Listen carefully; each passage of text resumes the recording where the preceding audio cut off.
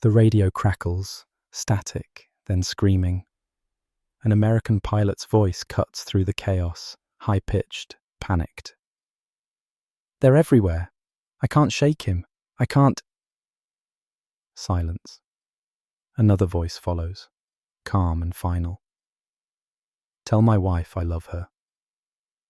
Then, nothing. Early 1943, over the Solomon Islands. Below, the Pacific swallows the burning remains of American fighters, smoke trailing like black ribbons across the water. For every 12 American planes that fall, only one Japanese Zero follows them down. 12 to 1. Those aren't odds. Those are funerals waiting to happen. The Mitsubishi A6M Zero, sleek, silver, and untouchable. It climbs higher, turns tighter, and kills faster than anything the Americans can throw at it. To fight a Zero is to dance with death at 20,000 feet. And for 2 long years, the sky belongs to Japan. But on Long Island, New York, in a thunder of rivets and steel, something is being forged. An answer, born from defeat and fury. A machine built not just to match the Zero, but to destroy it. By November 1943, that answer roars to life over Tarawa. 30 kills for 1 loss.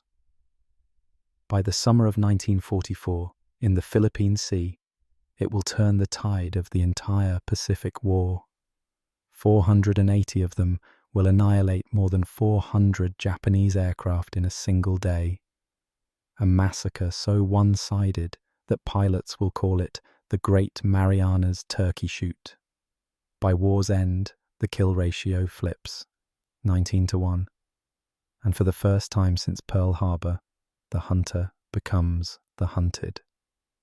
This is the story of the Grumman F6F Hellcat, the brawler that turned Japan's deadliest fighter into a flying coffin and changed the balance of power in the Pacific forever.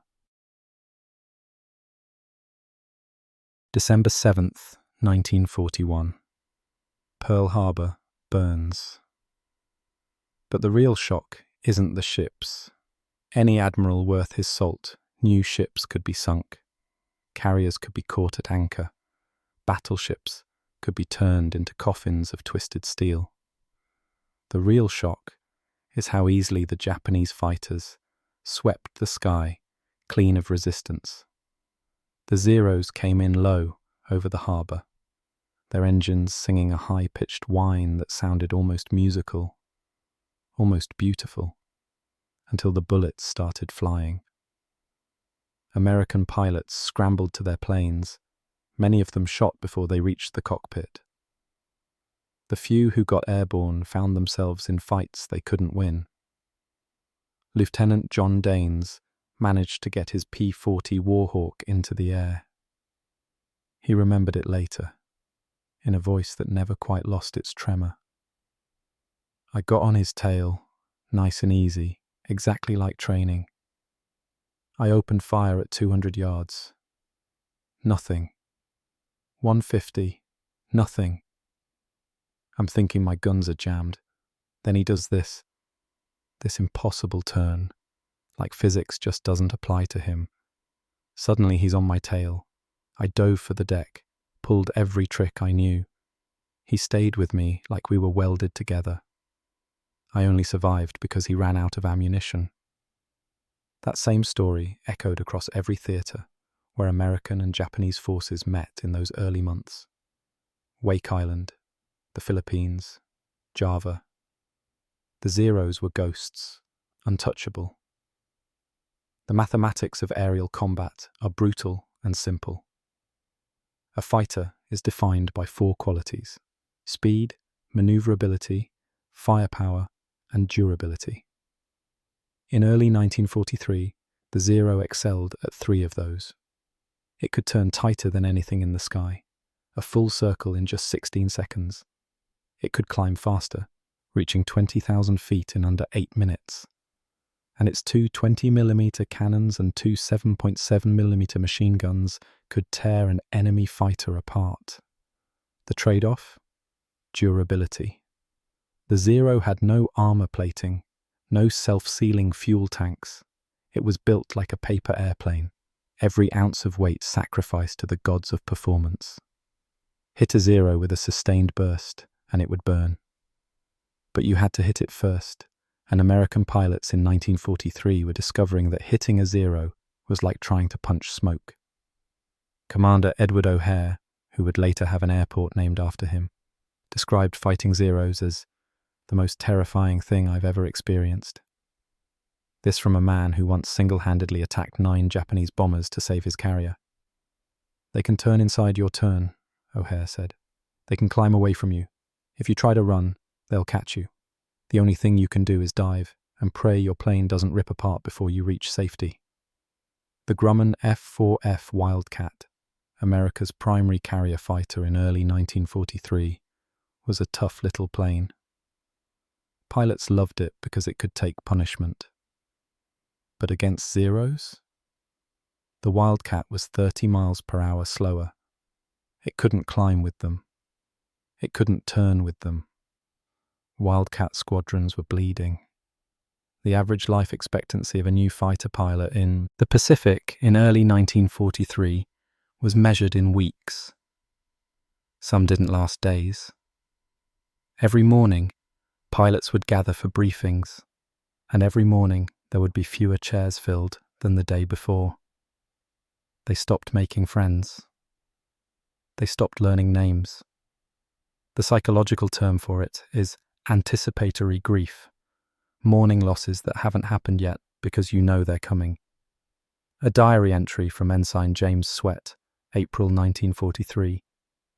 Another 3 gone today. I didn't even know Miller's first name. I've been here 2 weeks, and I'm already one of the veterans. God help us. The American military establishment understood they had a crisis. The Navy's Bureau of Aeronautics was receiving field reports that read like horror stories. Carrier captains were requesting more planes, more pilots, knowing both would be fed into a meat grinder that never stopped turning. But there was something else in those reports, a pattern, a weakness, the Thack weave. Lieutenant Commander John "Jimmy" Thack had invented it out of pure desperation. A defensive maneuver where 2 Wildcats would fly in close formation, weaving back and forth. When a Zero got on one pilot's tail, his wingman would turn toward him, presenting the Zero with a difficult deflection shot and forcing it to break off or be shot down itself. It worked. Not always, but enough. The Thack weave revealed something crucial. The Zero's greatest strength was also a vulnerability. Its incredible maneuverability came from low wing loading, not much weight distributed over a large wing area. But that meant in a high-speed dive, the Zero became unstable. Its controls stiffened up, it couldn't follow. American pilots started developing tactics. Boom and zoom. Never try to turn with a Zero. Use your diving speed. Come down from altitude. Make one firing pass. Then use your momentum to climb back up before the Zero can react. It was like hunting a tiger from a speeding car. You get one shot, then you run like hell. These tactics helped. They brought the kill ratio down from catastrophic to merely terrible. But tactics alone couldn't win the air war. You can't outthink physics indefinitely. What the Navy needed was a fighter that could dictate the terms of engagement. A fighter that could take punishment and keep flying. A fighter with enough power to control altitude, enough speed to control range, enough firepower to kill with a single burst. What they needed was a fighter that could turn the hunted into the hunter. Grumman Aircraft Engineering Corporation, Bethpage, Long Island. The factory runs 24 hours a day, 3 shifts of workers who move with the synchronized precision of a watch mechanism. The sound is overwhelming.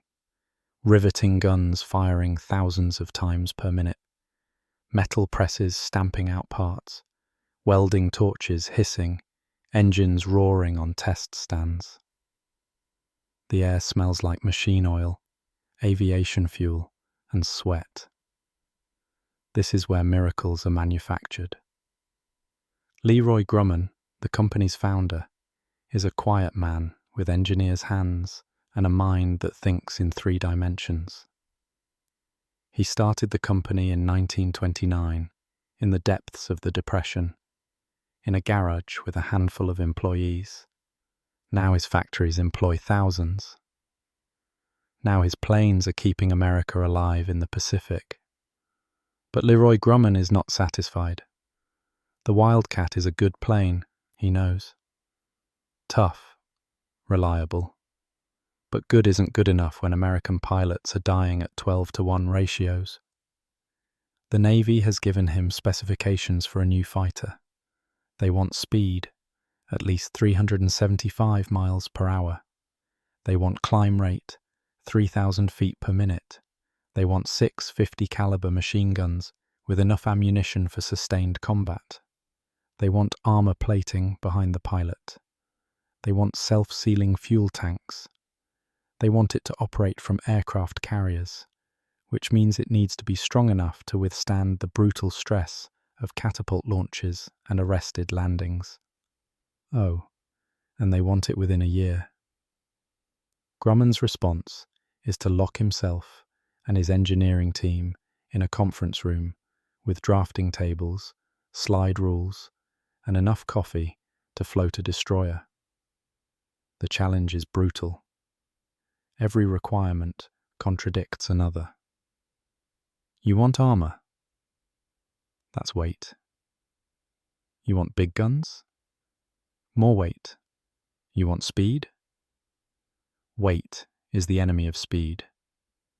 You want it to operate from carriers?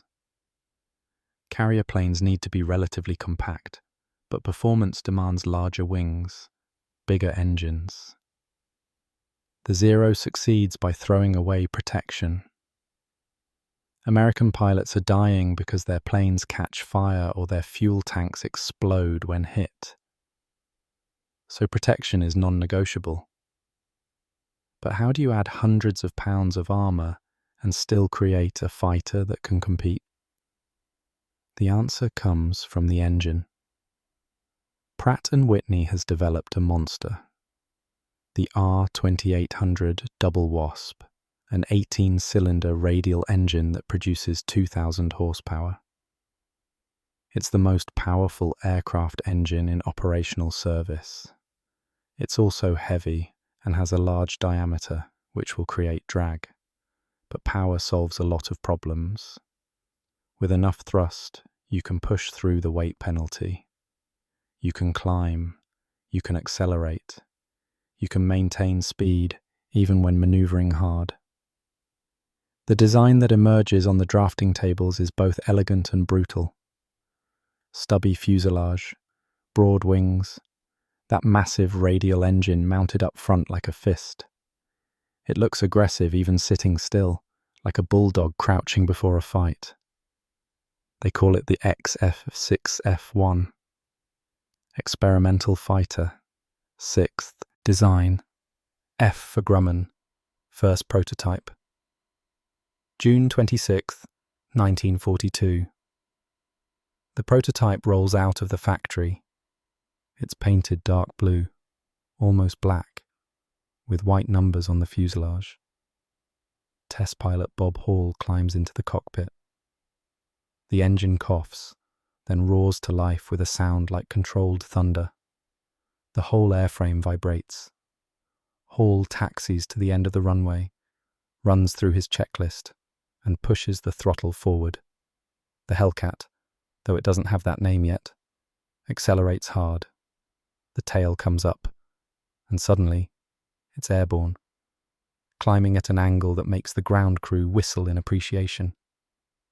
Hall puts it through a series of maneuvers, rolls, loops, high-speed dives, tight turns. When he lands, 30 minutes later, he's grinning. "Gentlemen," he says, pulling off his leather helmet, This thing is going to change the war. But there's a problem. There's always a problem. The early test flights reveal an issue with the engine. Under certain conditions, at certain altitudes, the supercharger isn't delivering enough boost. The plane is fast, but not fast enough. It can climb, but not fast enough. The Navy wants 375 miles per hour. The prototype can barely touch 370. 5 miles per hour doesn't sound like much.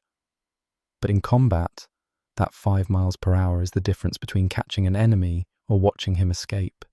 It's the difference between diving away from danger or being caught from behind. It's the difference between life and death multiplied across hundreds of engagements. Grumman goes back to the drawing board. Actually, he goes to Pratt & Whitney. The solution is a new version of the R2800, the C series, with a 2-stage supercharger. More complexity, more weight, but significantly more power at altitude. Over 2,000 horsepower sustained. The kind of power that can pull a 6-ton fighter through the sky at nearly 400 miles per hour. They redesign the engine cowling, streamline the airframe, tweak the propeller profile. Every change is tested. Every change is measured. By January 1943, the production version, now officially designated F6F3, is ready. The statistics are impressive on paper. Maximum speed, 376 miles per hour at 17,000 feet. Rate of climb, 3,240 feet per minute.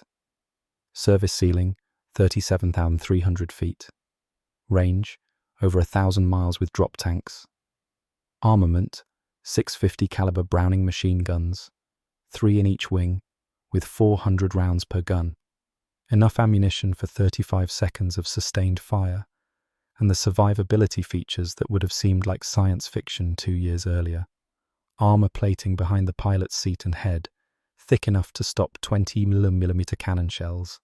Self-sealing fuel tanks that could take multiple hits and keep the plane flying.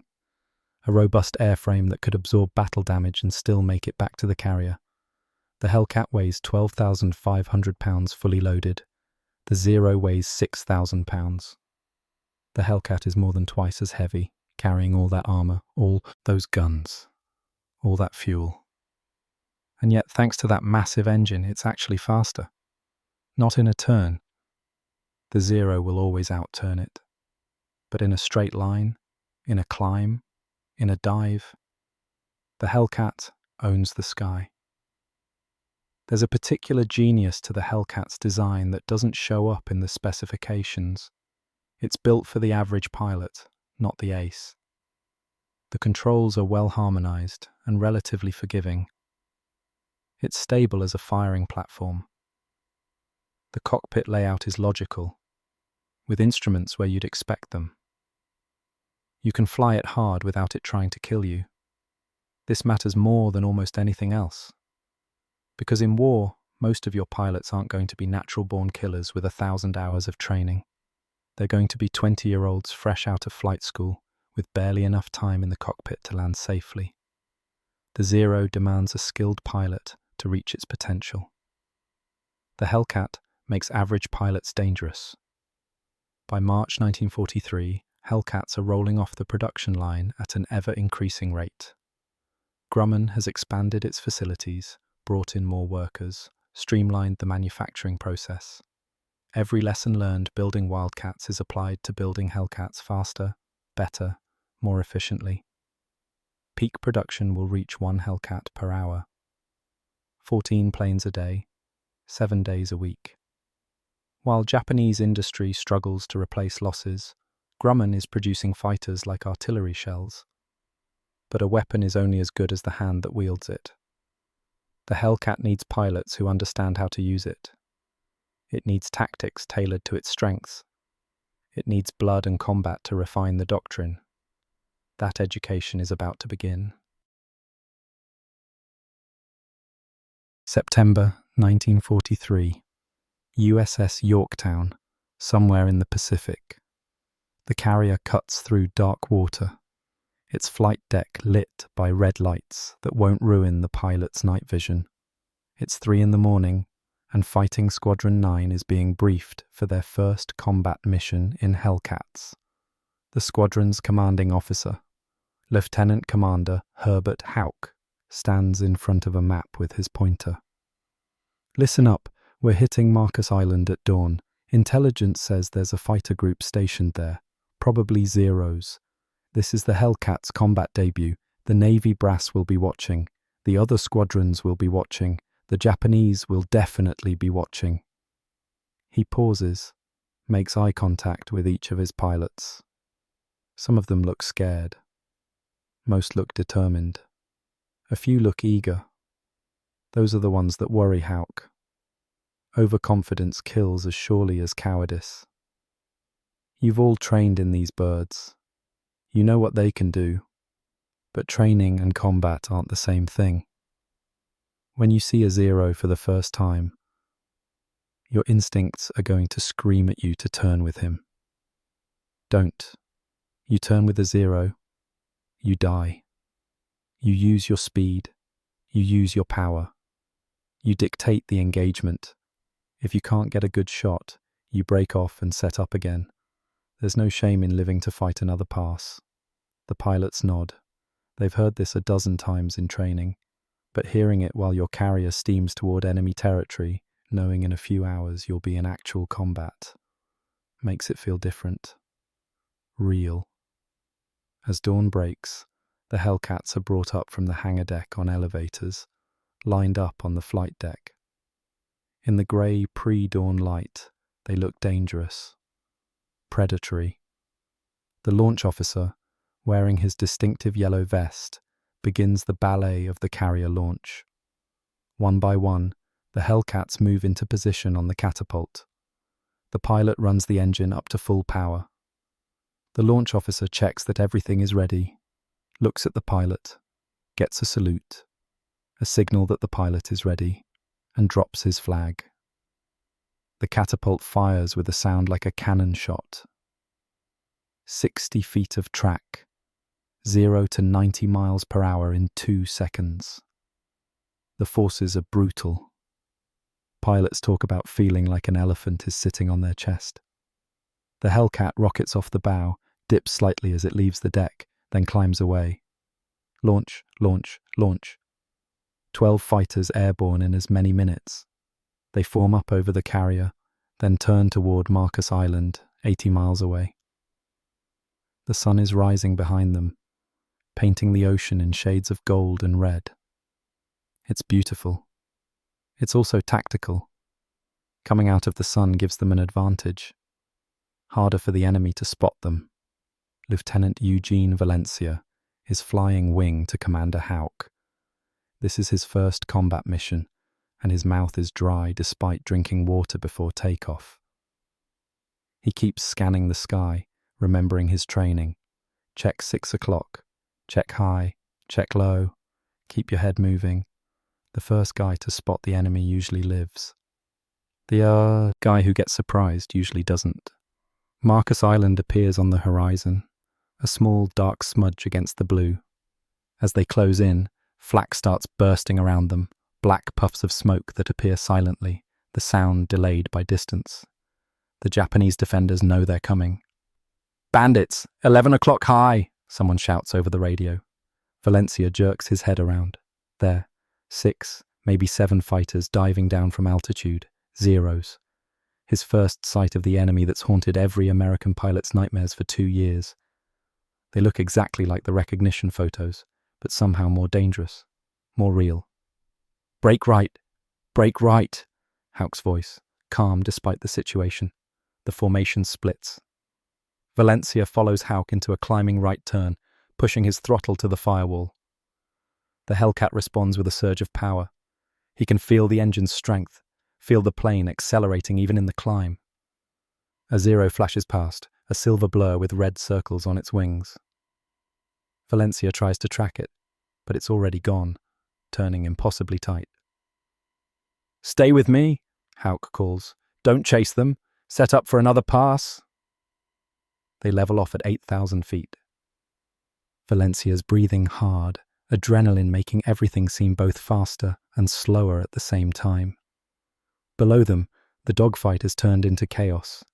Hellcats and Zeros twisting around each other, tracers stitching the sky.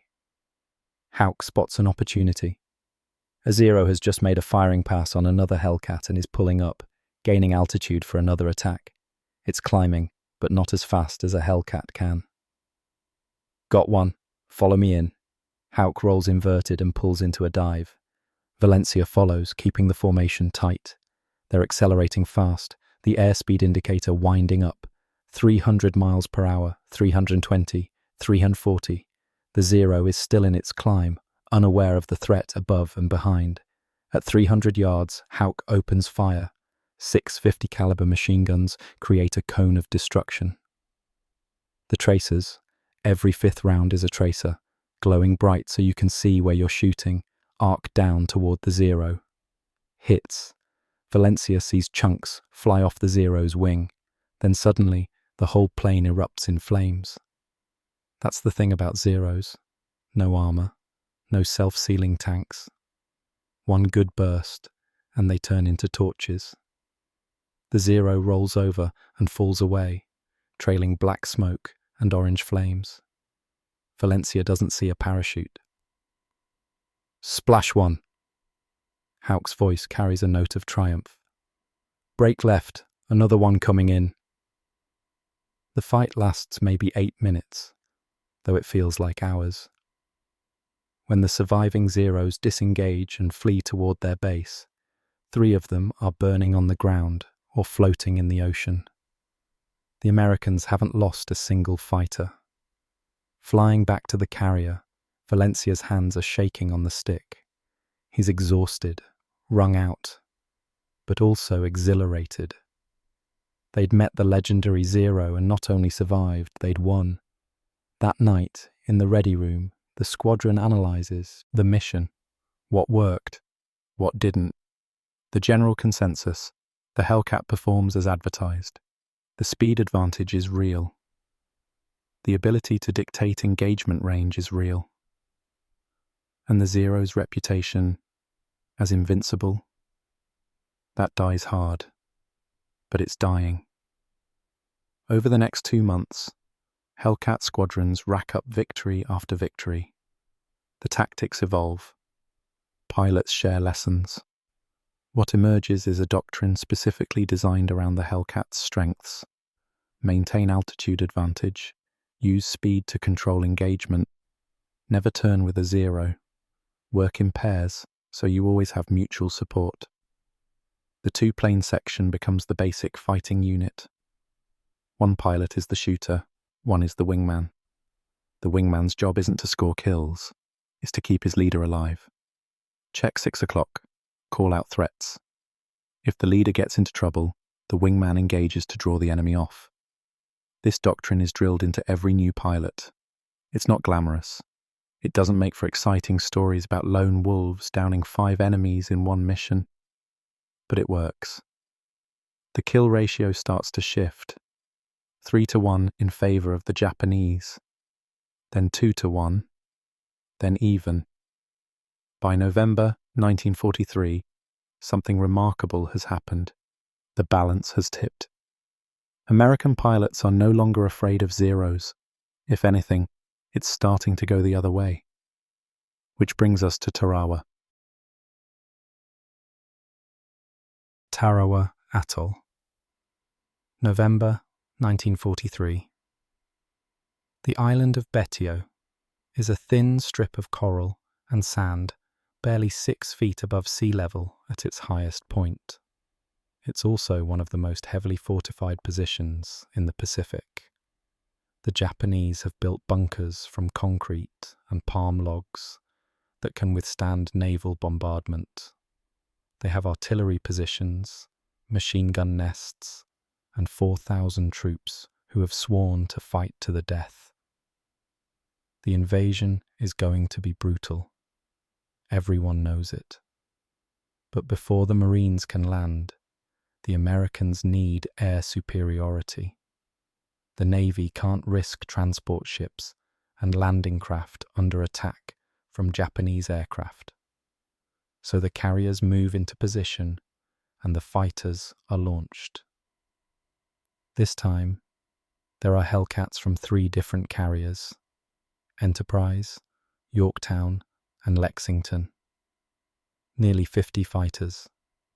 Their mission: destroy enemy air power over and around Tarawa. The Japanese respond with everything they have. 40 fighters and bombers launch from bases on nearby islands.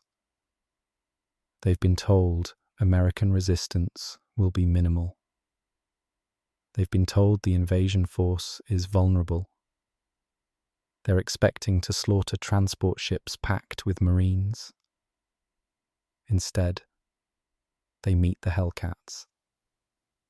The engagement happens at 18,000 feet, over the brilliant blue water of the Pacific.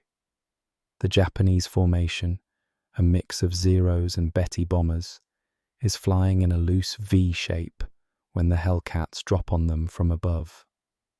Lieutenant David McCampbell, who will become the Navy's highest scoring ace, leads the first section in.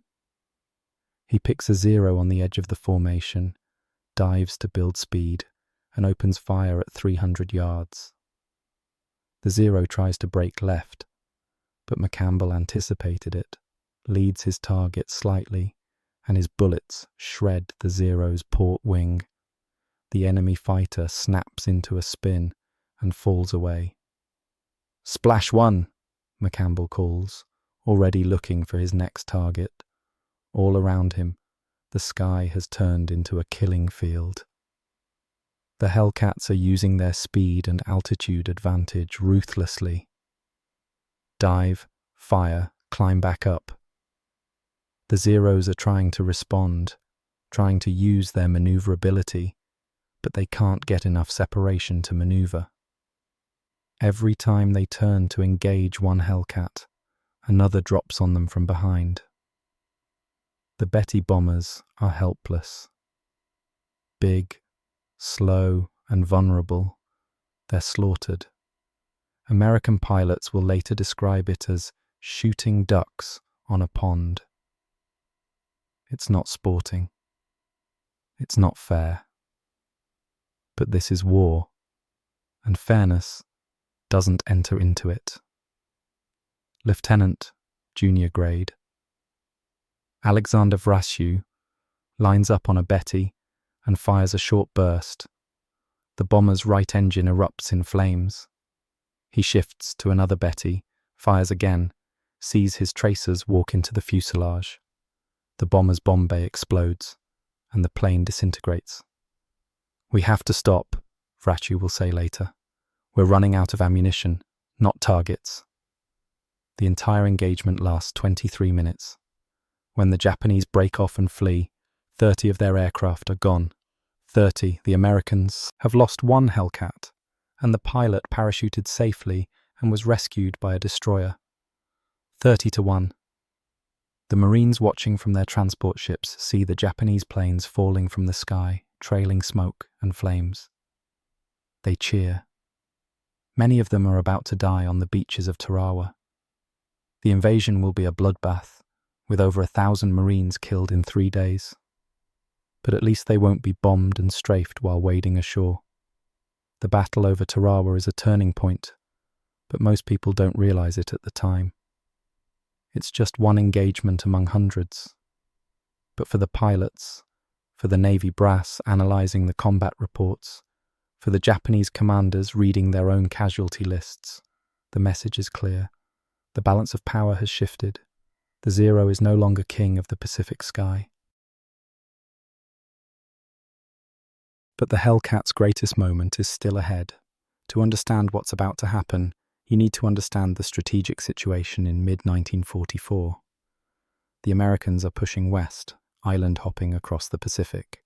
Tarawa, Kwajalein, Eniwetok. Each island captured brings them closer to Japan. Each island means more airfields, more bases, more projection of power. The Japanese know what's coming. The Mariana Islands, Saipan, Tinian, Guam, are next, and the Marianas are critical. Lose the Marianas, and American B-29 bombers will be within range of the Japanese home islands. Lose the Marianas, and the war is effectively over. So the Japanese Navy commits to a decisive battle. The plan is straightforward. Lure the American carriers into a trap, destroy them with superior numbers and land-based air support, and push the Americans back. Admiral Ozawa commands the Japanese carrier force, 9 carriers, over 400 aircraft. Against them, Admiral Spruance's 5th Fleet, 15 American carriers, nearly 1,000 aircraft, and most of those aircraft are Hellcats. June 19th, 1944, the Philippine Sea. The American carriers are steaming west, toward the Marianas. It's early morning, the sun just climbing above the horizon, painting the sky in shades of pink and orange. On the flight decks, pilots are being briefed, planes are being armed and fueled, deck crews are working with practiced efficiency. Radar operators on the American ships pick up something. A huge formation inbound from the west. Dozens of contacts. Maybe over 100. Admiral Spruance makes the call. Launch everything. Every fighter. Get them in the air. Stop that attack before it reaches the fleet. The Hellcats launch in waves. The carriers turn into the wind, and one after another the fighters catapult into the sky. 480 Hellcats, from 15 different carriers, all scrambling to intercept the incoming Japanese raid. Lieutenant Commander Charles Brewer is leading a section from USS Essex. He climbs to 20,000 feet and scans the horizon. There, a dark cloud on the western horizon. Except it's not a cloud. It's aircraft. Lots of aircraft. Tally-ho! Bandits at 10 o'clock. Angels 18. The radio erupts with similar calls. Every section is spotting the enemy. The Japanese formation is huge. 69 aircraft in the first wave. A mix of Zero fighters and Judy dive bombers. They're heading straight for the American carriers, flying in loose formation. Brewer leads his section into the attack. The tactical situation is almost absurdly in the Americans' favor. The Hellcats have altitude, they have speed, they have numbers, and they have surprise. The Japanese didn't expect to meet fighters this far from the American carriers. What happens next will be called the Great Marianas Turkey Shoot, and the name is brutally accurate. Brewer selects a Judy bomber, dives on it, and opens fire. The bomber tries to evade, but it's too slow, too clumsy. His bullets tear into it, and the Judy's wing folds up. The plane flips over and falls away. He doesn't have time to watch it crash. There are targets everywhere. He pulls up, spots another bomber, makes another attack, another kill. All around him, Hellcats are slashing through the Japanese formation like sharks through a school of fish. The Japanese pilots are overwhelmed. Many of them are inexperienced. Japan has lost most of its veteran pilots in the previous 2 years, and the replacements haven't had time for proper training. They're flying into a buzzsaw. There's so many, Lieutenant J.G. Ziggy Neff radios. I don't know which one to shoot at. The fight is more execution than battle. Japanese planes are burning, spinning, exploding. Pilots are bailing out, their parachutes blossoming white against the blue sea. Some planes simply fall apart under the weight of fire, pieces fluttering down like confetti. Of the 69 aircraft in the first Japanese attack wave, 42 are shot down before they ever get close to the American carriers. The survivors try to press the attack, but they're scattered, disorganized, traumatized. They drop their bombs wildly and flee. The damage they inflict on the American fleet: minor shrapnel damage to one ship, no casualties. Admiral Ozawa, watching from his flagship, can't believe what he's seeing. His aircraft are being slaughtered, but he's committed to the attack. He launches a second wave. 128 aircraft. They meet the same fate. The Hellcats, now rearmed and refueled, intercept them. More than 100 of the 128 are shot down. A third wave, a fourth wave, Each time, the result is the same. The Hellcats tear through them. By the end of the day, the Japanese have lost over 400 aircraft. 400. The Americans have lost 29 Hellcats in combat, and most of those pilots were rescued. Lieutenant Alex Vrachu lands on Lexington after the battle with his adrenaline still pumping. He shot down 6 enemy aircraft in one mission. Vrachu climbs out of his cockpit and holds up 6 fingers for the cameras. The photo will appear in newspapers across America. But Vrachu isn't celebrating. None of the pilots are, really. There's a stunned quality to the ready room discussions that night. The victory was so one-sided, it didn't feel like combat. It felt like an execution. They just kept coming, one pilot says. We'd shoot one down, and there'd be another one right behind it. It was like they didn't know how to evade, like they'd never been in a real fight before. That's closer to the truth than he realizes. Japan's carrier aviation force has been gutted. The experienced pilots, the ones who bombed Pearl Harbor, who dominated the early Pacific War, are mostly dead. Their replacements have had months of training, not years.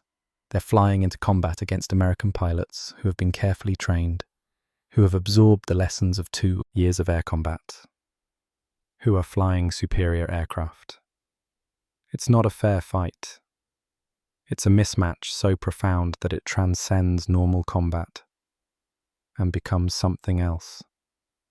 A demonstration, a statement. Admiral Ozawa withdraws what's left of his carriers. He's lost 375 aircraft in one day. The American carriers still have almost 1,000 aircraft ready to launch. The Japanese carrier force will never recover from this. For the rest of the war, Japanese carriers will operate with skeleton air groups, unable to project meaningful power. The Great Marianas Turkey Shoot effectively ends Japanese naval aviation as a strategic force. Oh, there will be more battles. There will be kamikazes and desperate last stands. But after June 19th, 1944, the Japanese Navy no longer has the ability to contest American air superiority over the Pacific. The Hellcat has done its job. But let's pause here and ask a question that's been lurking beneath the surface of this story. How did this reversal happen so quickly? How did the Americans go from being dominated to dominating in less than 2 years? The simple answer is the Hellcat. Better plane, better tactics. But that's not the complete picture. To really understand what happened, you have to look at the systems behind the systems. Start with production. Grumman's factory in Bethpage is producing Hellcats at a rate Japan can't match. At peak production, 1 Hellcat per hour. 12,000 total produced by war's end. The Japanese aircraft industry, meanwhile, is struggling with material shortages, labor shortages, increasingly disrupted supply chains as American submarines strangle Japan's merchant fleet. When a Japanese pilot is shot down, replacing that pilot and that plane takes months. When an American pilot is shot down, often he's back in action within days. Rescued by submarine or destroyer, returned to his carrier, given a new plane from the endless stream rolling off the production lines. Then there's pilot training. The American pilot training program is methodical and comprehensive. New pilots spend months in training, accumulating hundreds of hours of flight time before they ever see combat. They train in the actual aircraft they'll fly in combat. They learn from instructors who have survived combat, who can teach them the lessons written in blood. The Japanese pilot training program, by contrast, is collapsing. They don't have the fuel to train pilots properly. They don't have the time. They need pilots at the front now, not 6 months from now. The instructors are often pilots who aren't good enough for frontline service. Teaching from outdated manuals, that don't account for American tactical improvements. So Japanese pilots show up at their squadrons with minimal training, climb into their planes, and fly into combat against American pilots who have been thoroughly prepared for everything they're about to face. It's like sending amateurs into the ring against professionals. The outcome is predictable. And then there's the intelligence factor. American codebreakers have cracked Japanese naval codes. Often, the Americans know where Japanese forces are before the battle even begins. They know when attacks are coming. They can position their carriers optimally, launch fighters at exactly the right time. The Japanese, meanwhile, are often operating blind. Their intelligence network has been degraded by American counterintelligence. Their radio discipline is poor. American listening stations pick up their transmissions. They're often surprised by American attacks because they genuinely don't know where the enemy is. So yes, the Hellcat is a better fighter than the Zero by 1944. But it's backed by a system, industrial, educational intelligence, that magnifies its advantages. The Zero might have been competitive in a vacuum, plane against plane. But war doesn't happen in a vacuum. There's one more factor, less tangible but just as important: morale. By mid-1944, American pilots believe they're going to win. They've seen the victories rack up. They trust their aircraft. They trust their training. They trust the system behind them. Japanese pilots, increasingly, are flying missions they know are suicide. The term kamikaze, divine wind, hasn't been officially adopted yet, but the concept is already taking root. When you know you're not coming back, when your plane is outmatched and your training is inadequate and your enemy has every advantage, it affects how you fight. Fear is a terrible tactical disadvantage. Lieutenant Commander Edward H. O'Hare, in one of his last letters before he was killed in action in November 1943, wrote, "The difference isn't just the plane. It's that we believe we can win every engagement. That confidence changes everything." He was right. Confidence, backed by capability, is a devastating combination. Let me tell you about one more pilot. His name is David McCampbell, and by the end of the war, he'll be the Navy's highest scoring ace, with 34 confirmed kills. But in June 1944, he's just the commander of Air Group 15 aboard USS Essex, trying to keep his pilots alive and his aircraft operational.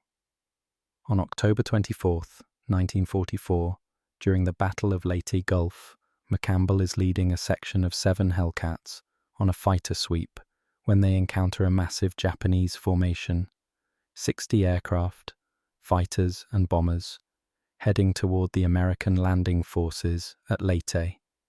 60 aircraft, 7 Hellcats. The math is not encouraging. McCampbell makes a split-second decision. They can't let that strike force through. Even if they can't stop all of them, they have to slow them down, break up the formation, give the fleet time to prepare. He leads his section into the attack. What follows is one of the most remarkable air battles in history. McCampbell and his wingman, Ensign Roy Rushing, dive on the Japanese formation and start shooting. They stay in the fight for nearly 90 minutes, attacking again and again until both their planes are nearly out of ammunition. When they finally disengage and return to Essex, McCampbell has shot down 9 aircraft. Rushing has shot down 6. The other 5 Hellcats in the section have accounted for another 15. Between them, 7 Hellcats have destroyed 30 Japanese aircraft, half the enemy formation, and scattered the rest so badly that their attack is ineffective. McCampbell lands with exactly 6 bullets remaining. 6 bullets out of over 2,400 he started with. His gun barrels are so hot from sustained fire that they've begun to warp. When the intelligence officers debrief him, they're skeptical. 9 kills in one mission? That seems impossible. But McCampbell's gun camera footage backs him up. Every one of those kills is confirmed. Here's what makes this story important. McCampbell isn't a superhuman pilot with reflexes like a video game character. He's a good pilot, well-trained, experienced. But what makes him deadly is that he's flying a Hellcat. The plane has the speed to control engagement range. It has the firepower to kill quickly. It has the ammunition capacity for a sustained battle. It has the durability to absorb return fire and keep flying. In a Zero, McCampbell would be dead in the first 5 minutes of that fight. You can't engage 60 enemy aircraft in a Zero and survive. You don't have the protection, you don't have the ammunition, you don't have the sustained performance. But in a Hellcat, you still shouldn't survive, realistically. But you have a chance. And McCampbell takes that chance and turns it into one of the greatest individual air combat performances of the war. This is what the Hellcat enables. It doesn't make average pilots into aces, but it makes average pilots competent, and it makes good pilots devastating. By late 1944, the air war over the Pacific is effectively over. Oh, there are still battles. The kamikaze attacks will claim American ships and lives. But in terms of conventional air combat, the Japanese have nothing left. Their carrier air groups are shadows. Their land-based air forces are being ground down. Every day, the ratio of losses tilts further against them. The final tally, when the numbers are calculated after the war, the F6F Hellcat is credited with destroying 5,023 enemy aircraft in air-to-air combat. The loss rate? 270 Hellcats lost in air combat. That's a kill ratio of 19 to 1. 19 to 1. Think about that. For every Hellcat shot down, 19 enemy aircraft were destroyed. That's not just victory, that's domination. Compare it to the beginning. In early 1943, Zeros were achieving 12 to 1 kill ratios against American fighters. By war's end, American fighters were achieving 19 to 1 ratios against Japanese aircraft. A complete reversal. More than complete, a crushing absolute reversal. September 2nd, 1945. Tokyo Bay. The USS Missouri sits at anchor, grey and massive, and on her deck, the Japanese delegation signs the instrument of surrender. The war is over. Above the Missouri, a formation of Hellcats flies in salute. 400 aircraft from a dozen different carriers. They fly in perfect formation, the sound of their engines a sustained roar that echoes across the bay. On the deck of one of those carriers, a young pilot watches the flyover. His name doesn't matter, he's one of thousands. He'd arrived in the Pacific in early 1945, replacement pilot, fresh from training. He'd flown 37 combat missions in his Hellcat. He'd shot down 3 Japanese aircraft. He'd been shot at dozens of times. He'd seen friends die, seen enemy pilots burn, seen more combat than any 23-year-old should see. He'd survived. The Hellcat had brought him home after every mission, even the one where 20mm cannon shells had torn through his wing and hydraulics, even the one where he'd crash-landed on the carrier deck with a damaged landing gear. Later, he'll try to explain to his children what it felt like to fly a Hellcat in combat. He'll struggle to find the words. How do you explain the terror and the exhilaration? How do you describe what it means to trust your life to a machine, to depend on 6 tons of metal and engine and guns to keep you alive? It was the best fighter in the Pacific, he'll finally say. Not because it was perfect. It wasn't. The Zero could still outturn it. Some of the Japanese fighters were faster in certain conditions, but the Hellcat was tough.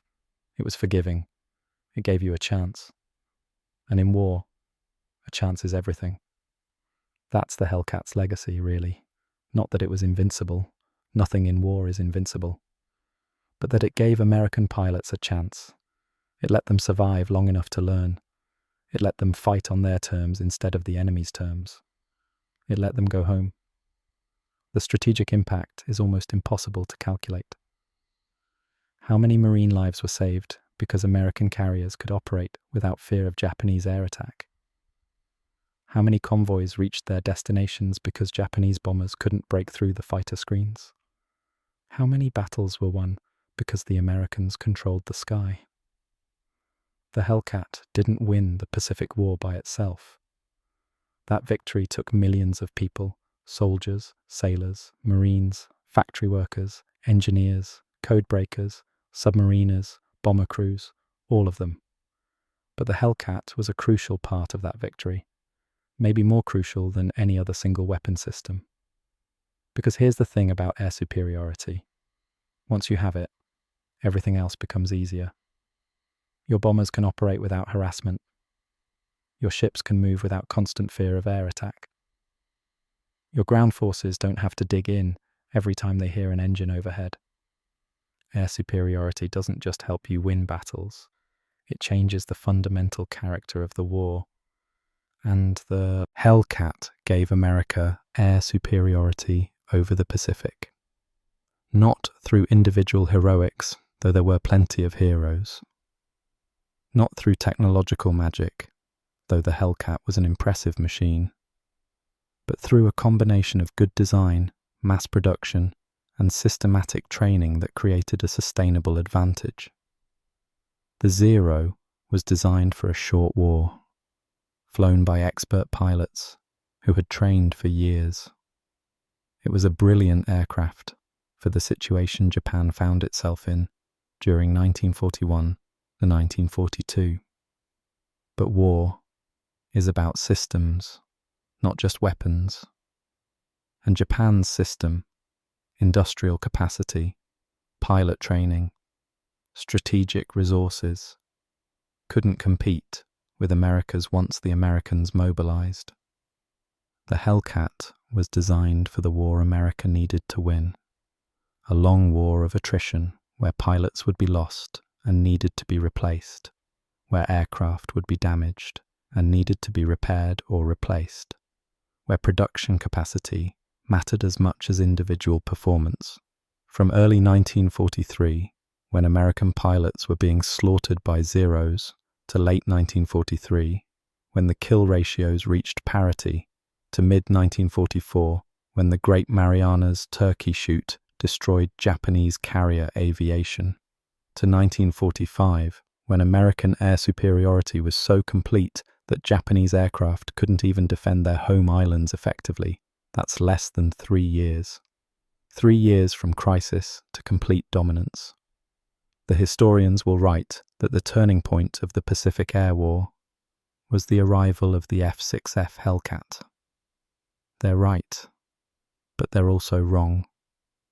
The turning point wasn't just a new plane. It was a new approach to air combat, backed by industrial might and systematic training.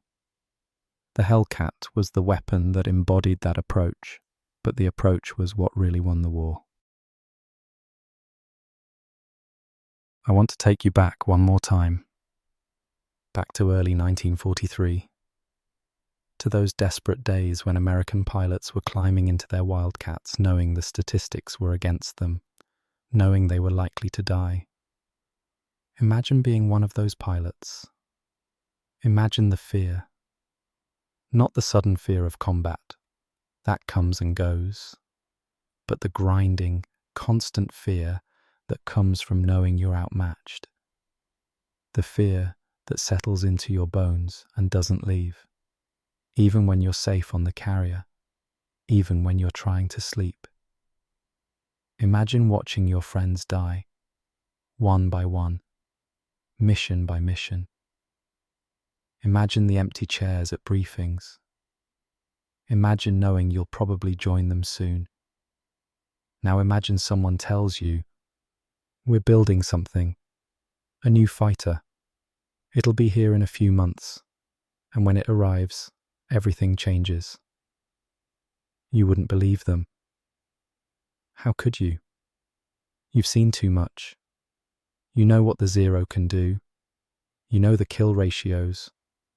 Hope is dangerous because hope leads to disappointment, and disappointment in combat can get you killed. But then the Hellcats arrive, and they're not a miracle cure. Pilots still die, battles are still dangerous, war is still hell. But suddenly, the odds aren't impossible anymore. Suddenly you have a chance. Suddenly, when you see a Zero, you think, I can take him. That shift from hopelessness to possibility is as important as any tactical advantage. Lieutenant James Sweat, who survived the war as an ace with 16 confirmed kills, said it best in an interview decades later. The Hellcat gave us our confidence back. That might sound simple, but it's everything. When you believe you can win, you fight differently. You're aggressive instead of defensive. You take calculated risks instead of just trying to survive. The Hellcat didn't just give us a better plane. It gave us back our ability to attack. Attack. That's the word that defines the difference. In early 1943, American fighters were defensive, reactive, trying to survive. By late 1943, they were attacking, hunting, dictating the terms of engagement. The psychological transformation was as complete as the tactical one. And the Japanese experienced the inverse. For 2 years, they'd owned the sky. Their pilots were confident, aggressive, skilled.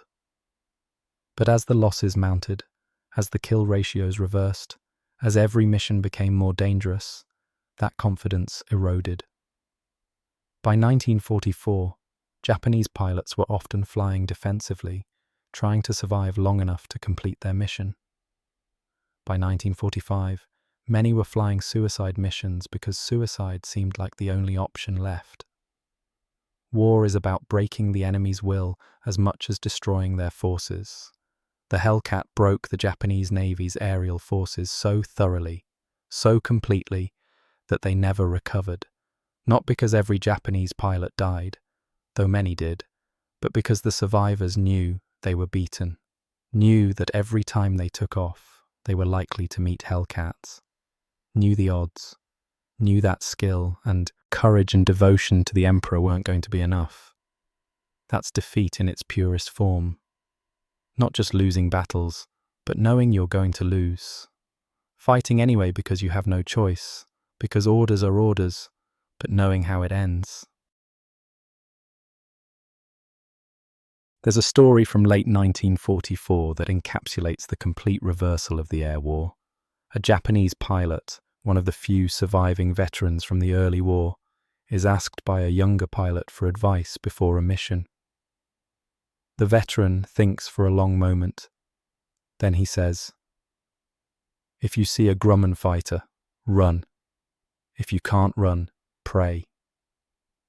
This from a service that had once trained its pilots to never retreat, to embrace combat, to seek out the enemy with joy. The advice is practical. It's brutally honest. It's also a recognition that the war is lost, even if the Empire hasn't admitted it yet. When your advice to new pilots is, run, you've already lost the air war. You just haven't officially surrendered yet.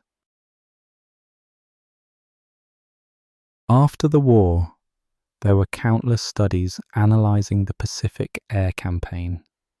Military historians wanted to understand how the reversal happened so quickly. What were the key factors? What lessons should be carried forward? The consensus that emerged emphasized 3 things. First, Industrial capacity matters.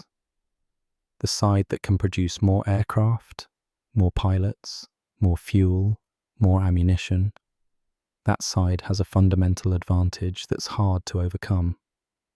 Japan started the war with a qualitative advantage, but they couldn't match America's quantitative advantage once it was fully mobilized. Second, pilot training matters, perhaps more than aircraft performance. A well-trained pilot in an inferior aircraft can defeat a poorly trained pilot in a superior aircraft. But the best outcome is well-trained pilots in good aircraft. The Americans achieved that by mid-1943. The Japanese never regained it after their early veterans were killed. Third, adaptability matters. The Americans studied their failures, learned from them, and adapted. New tactics, new training methods, new aircraft designs.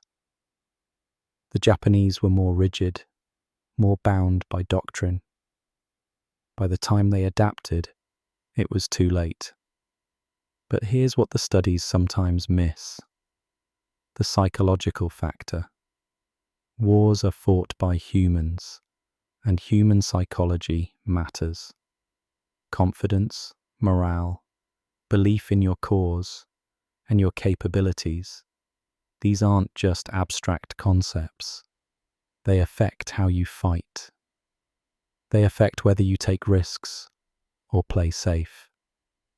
They affect whether you press an attack or break off.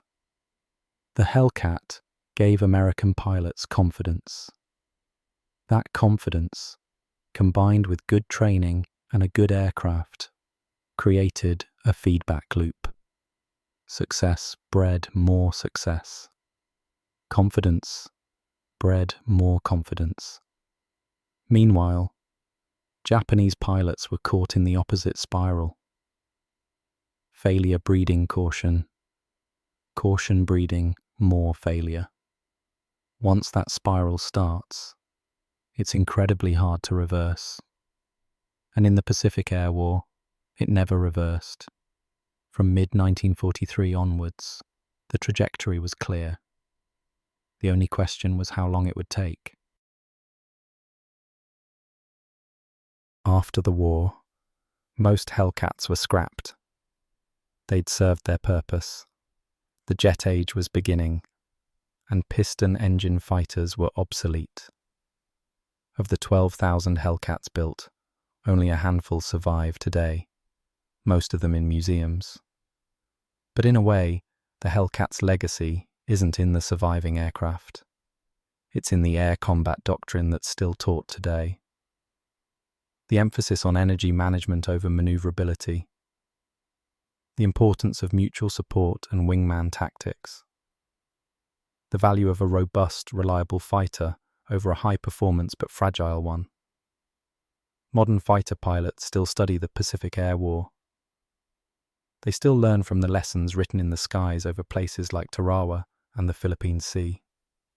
The tactics have evolved, the technology has advanced beyond recognition, but the fundamentals remain.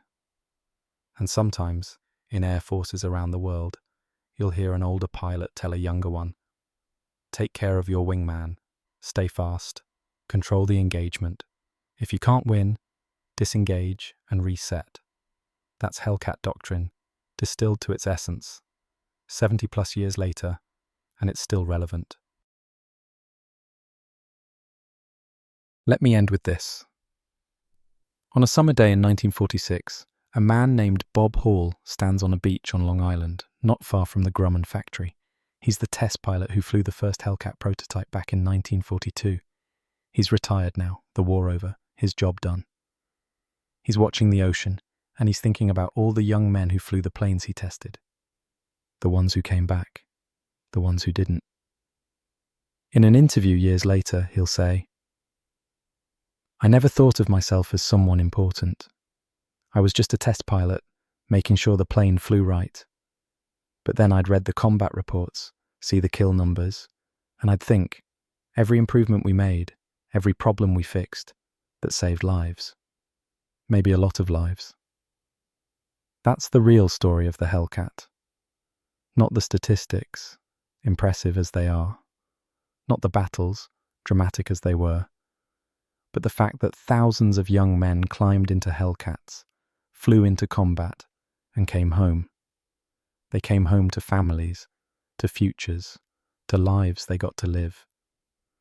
How many American pilots would have died in 1943 and 1944 if the Hellcat hadn't existed? If they'd kept flying Wildcats against Zeros with those terrible kill ratios?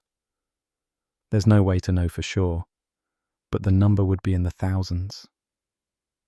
Thousands of young men who got to live because someone built a better fighter. That's the Hellcat's legacy. Not just that it won battles or changed the course of the war, though it did both those things, but that it saved lives. American lives specifically, though you could argue it saved Japanese lives too, by shortening the war, by making continued resistance clearly futile. War is about destruction. But sometimes, paradoxically, the most destructive weapon is also the most merciful, because it ends the fighting sooner. The Hellcat destroyed Japanese air power so completely that by 1945, Japan had no realistic chance of winning. Everyone knew it, even if they wouldn't admit it. And knowing you've lost, truly lost, makes surrender possible, makes it rational, even necessary. Without air superiority, the invasion of Japan would have been far bloodier. The firebombing of Japanese cities, the atomic bombs, all of that happened because Japan wouldn't surrender. But would they have kept fighting even longer without the complete collapse of their air forces? Maybe. Maybe not. But the Hellcat made their position untenable, and that mattered. One pilot, one plane, one mission. None of these things change history alone.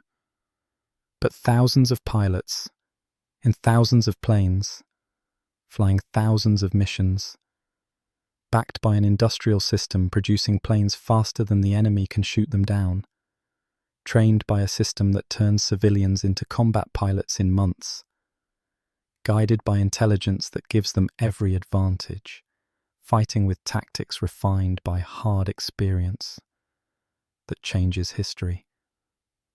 The F6F Hellcat was the centerpiece of that system. Not just a machine, but the embodiment of an approach to war that emphasized sustainability over flash, durability over elegance, mass production over individual performance. The Zero was a samurai sword, beautiful, deadly in expert hands, but fragile. The Hellcat was a sledgehammer, brutal, straightforward, and overwhelming. In early 1943, the sword was winning. By late 1943, the sledgehammer started swinging.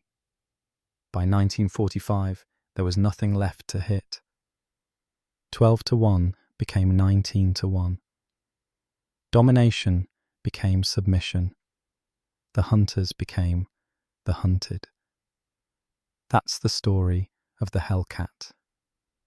That's the story of how American naval aviation went from crisis to supremacy in less than 3 years.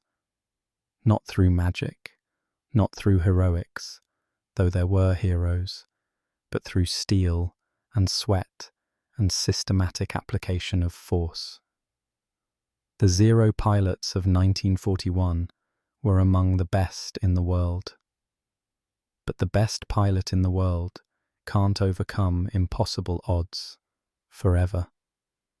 Can't fight when outnumbered 10-1, 20-1. Can't win when every advantage has been stripped away. Can't continue when their comrades are falling from the sky like leaves in a storm. The Hellcat wasn't just a better fighter. It was the symbol of industrial power, of systematic training, of tactical adaptation, of a nation that had been caught unprepared, but learned fast and hit back harder. And when the war ended, when the guns finally fell silent, the Hellcat had rewritten the rules of aerial combat, had proven that wars are won not by the most graceful weapon, but by the most effective system.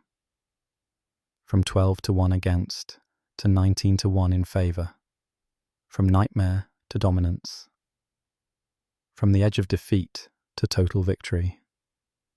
That's not just a reversal, that's a revolution. And it all started with a stubby, powerful fighter rolling off a production line in Long Island. 1 per hour, every hour, for years. 1 Hellcat at a time. The Pacific sky turned from red to blue. The radio crackles, static, then screaming. An American pilot's voice cuts through the chaos, high-pitched, panicked. "They're everywhere. I can't shake him. I can't—" Silence. Another voice follows, calm and final. "Tell my wife I love her." Then, nothing. Early 1943, over the Solomon Islands.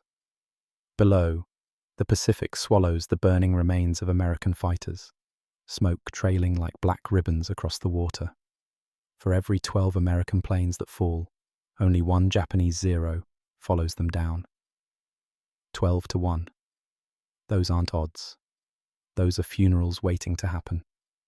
The Mitsubishi A6M Zero, sleek, silver, and untouchable. It climbs higher, turns tighter, and kills faster than anything the Americans can throw at it.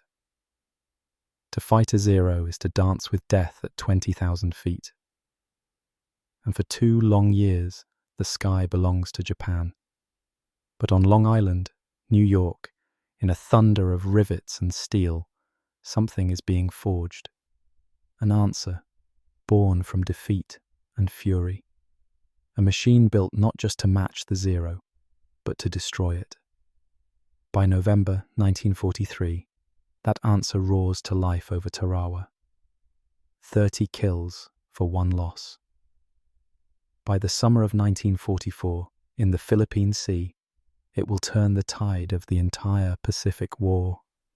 480 of them will annihilate more than 400 Japanese aircraft in a single day. A massacre so one-sided that pilots will call it the Great Marianas Turkey Shoot.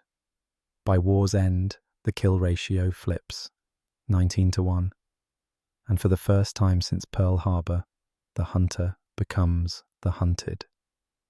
This is the story of the Grumman F6F Hellcat, the brawler that turned Japan's deadliest fighter into a flying coffin and changed the balance of power in the Pacific forever.